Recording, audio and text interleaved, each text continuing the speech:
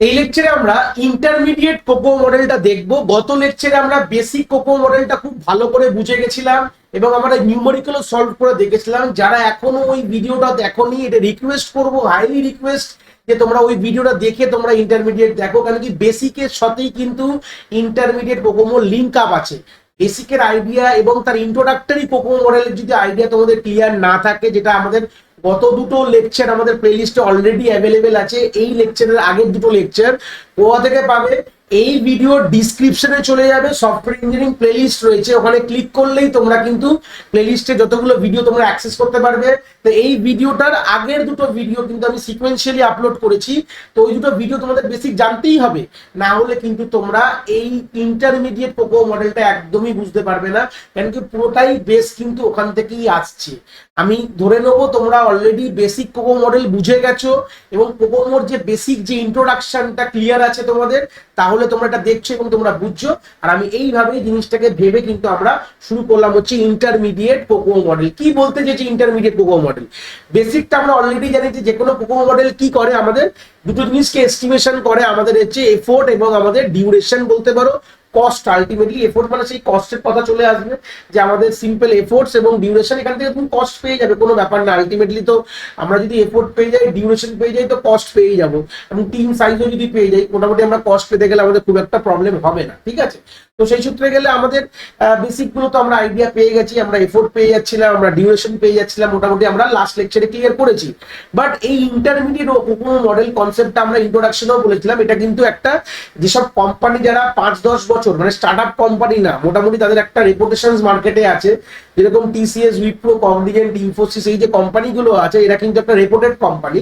এরা স্টার্ট আপও না, একদম হাই এন্ডও না, কিন্তু এই কোম্পানিগুলো কিন্তু মোটামুটি যখন তারা এই সব জিনিস এস্টিমেট করে, এফোর্ট, কস্ট, ডিউরেশন এস্টিমেট করতে গেলে, তখন কিন্তু ওরা ইন্টারমিডিয়েট কোকো মডেল নেয়, যেখানে কিন্তু আরো স্পেসিফিক কিছু টার্মস কিন্তু চলে আসে। কি চলে আসে যখন এস্টিমেট করছে? দেখো, by taking into account additional project factors, যেটা বেসিকে যেই সব জিনিসগুলোকে মাথায় রাখা হতো না, এই ইন্টারমিডিয়েটে সেইগুলো মাথায় রাখা হয়, যেরকম হচ্ছে প্রোডাক্টের ক্যারেক্টারিস্টিক, হার্ডওয়্যার কনস্ট্রেন্টস এবং পার্সোনাল বা টিম ক্যারেক্টারিস্টিক। এই তিনটে জিনিসও কিন্তু এরকম টোটাল তিনটে না, আরো অনেক রকম আছে, তো দেখতে তলায় introduce 15 cost driver to customise the estimation. এরকম 15খানা ফ্যাক্টরস মোটামুটি আছে, যেটাকে আমরা মাথায় রেখে কিন্তু আমরা আমাদের যে এস্টিমেশন গুলো করি, এটাই ইম্পর্টেন্ট বলছে, আর কিছুই না। এখানে কিন্তু আলটিমেটলি আর কোনো ব্যাপারই নেই, যা আমরা বেসিক কোকো মডেল পড়েছি একদম সেম, বাট এখানে কিছু ফ্যাক্টরস, এক্সট্রা ফ্যাক্টরস কিন্তু আমাদের মাথায় রাখা হচ্ছে। যেরকম তোমরা এর পরে যখন তোমরা দেখবে, পরের লেকচারে আমরা যেটা ডিটেলস বলতে পারো বা অ্যাডভান্স কোকোমো, সেখানেও আমরা কোনো নিউমেরিক্যাল অত সলভ করবো না, বাট ইন্ট্রোডাকশনটা আমরা দেখে নেবো কাকে বলে, কারণ ওই ধরনের ওই লেভেল অফ কোকো মডেল আমাদের পরীক্ষার হলে আমাদের কোনো নিউমেরিক্যাল সলভ দেয় না।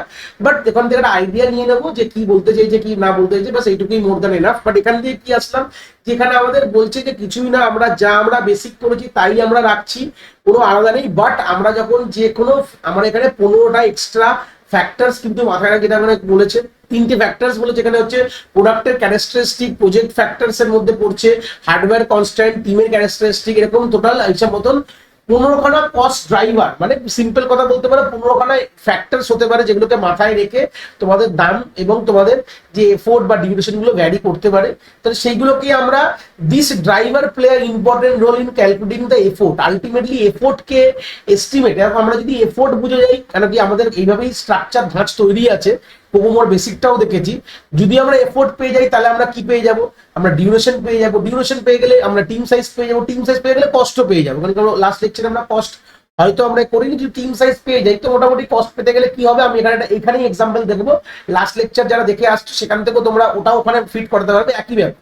তো আলটিমেটলি আমাদের এফোর্টটা পেতে হবে। তো ইন্টারমিডিয়েট বলছে যে আমি এখানে ইন্টারমিডিয়েট যারা কোকো মডেল ইউজ করছে, তারাই 15টা কস্টকে, এই 15টা সিম্পল কথা বলতে পারে অ্যাডিশনাল ফ্যাক্টরস গুলোকে মাথায় রাখছে, রেখে ওটাকে একবারে একটা সিম্পল কথায় বলা হয়, এটাকে বলা হয় এর এফোর্ট, এরার অ্যাডজাস্টমেন্ট ফ্যাক্টর।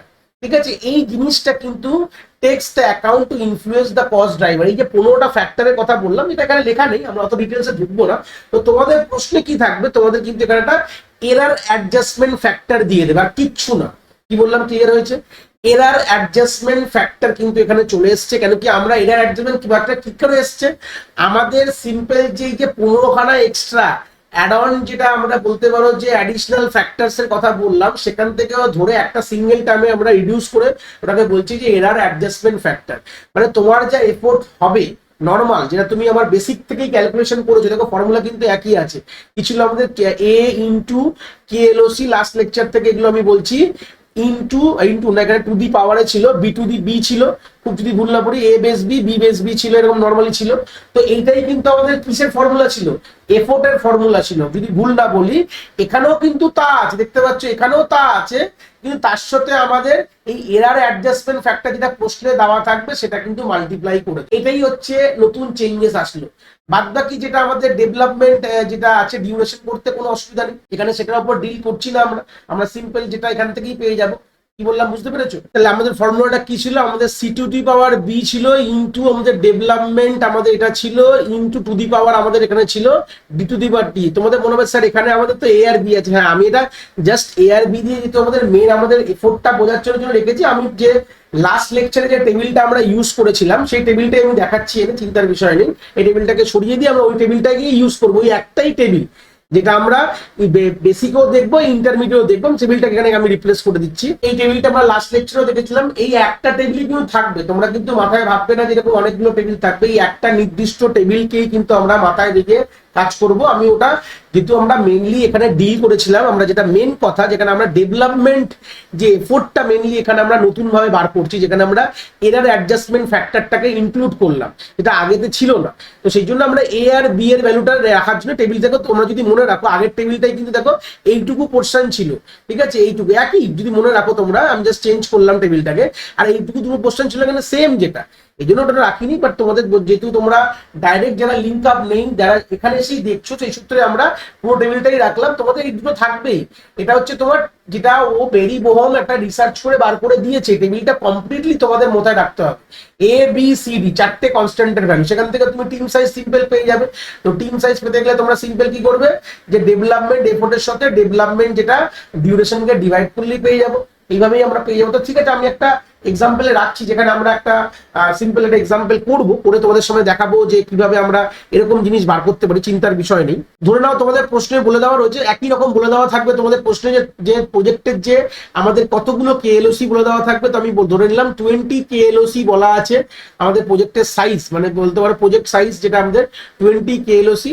আর আমরা যে কোনো আমরা অর্গানিক দিয়ে সলভ করবো, সেমি ডিটাচ আর এমবেডেড তোমরা নিজেরা সলভ করে নেবে, গত লেকচারেও তাই বলেছিলাম। আর এখানে তোমাদের বলে দেওয়া থাকবে এরার অ্যাডজাস্টমেন্ট ফ্যাক্টর বলে দেওয়া থাকবে, ইএএফ বলে প্রশ্নে বলে দেওয়া থাকবে, যেটা কিনা বলে এখানে আমি ধরে নিলাম 1.25। ব্যাস এই দুটো দিয়ে তোমাদের করে দেখাবো, তাহলেই তোমরা বুঝতে পারবে।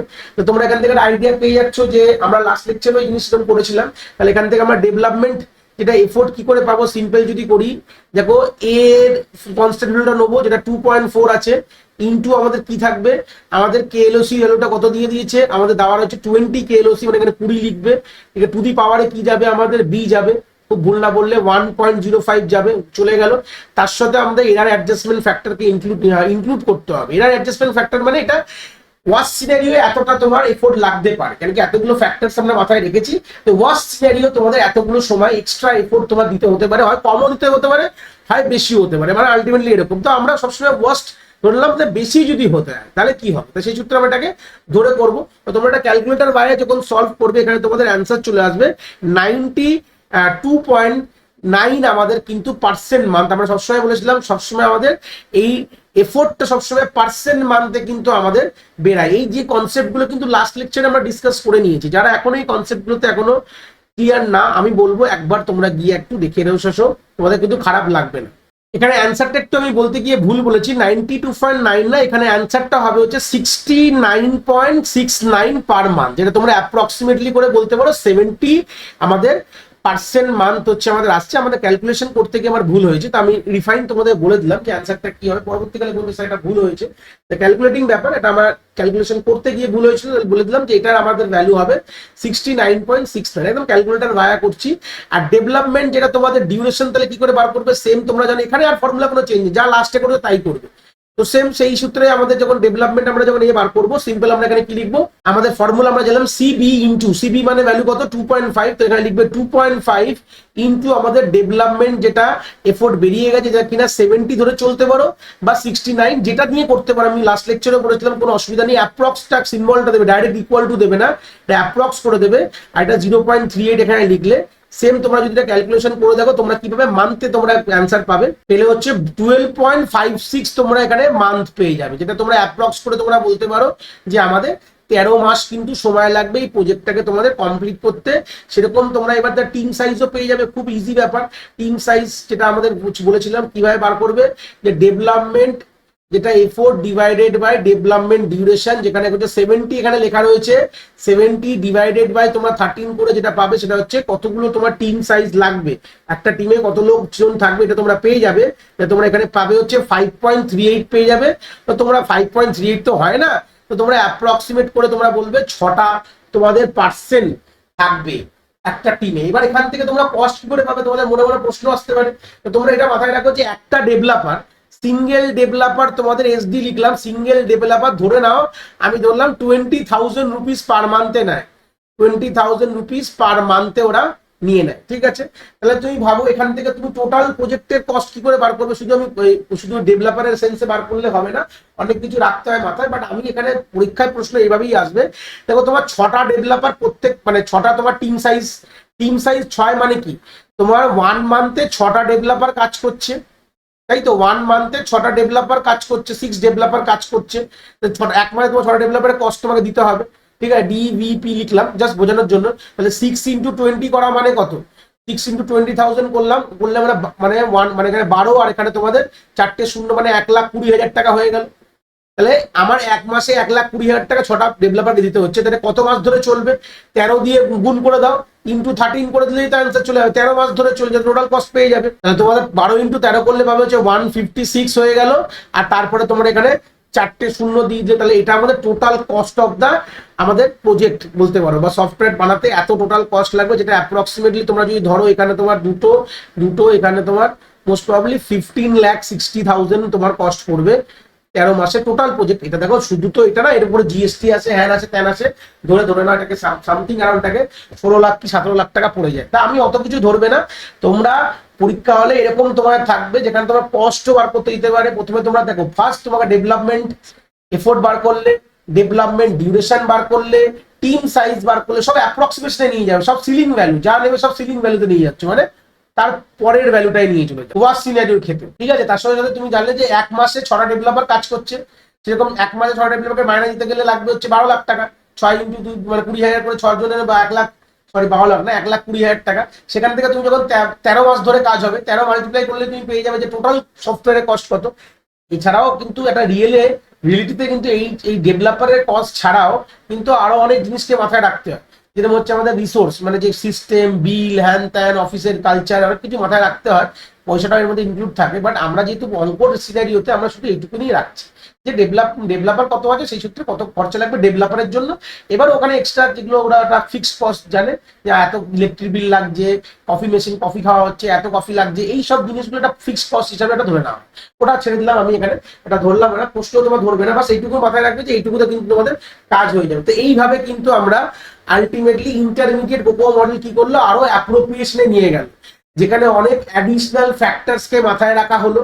ফ্যাক্টরসটাকে আমরা বলা হচ্ছে এরার অ্যাডজাস্টমেন্ট ফ্যাক্টর, যেটা কিনা আমাদের ডেভেলপমেন্ট এফোর্ট যখন আমরা বার করছি, বেসিকে আমরা এইটুকুনি করতাম, বাট ইন্টারমিডিয়েট তার সঙ্গে এটাকে মাল্টিপ্লাই করা হলো, আর কিচ্ছু না। যারা বেসিক শিখে গেছো আর যারা ইন্টারমিডিয়েট দেখছো তাদের মধ্যে কোনো অসুবিধা হওয়া উচিত না, জাস্ট ওখানে একটা এরার অ্যাডজাস্টমেন্ট ফ্যাক্টর মাল্টিপ্লাই করে আমাদের কি আসছে, ডেভেলপমেন্ট এফোর্ট আসছে, যেটা পার্সেন্ট মানতে আসে।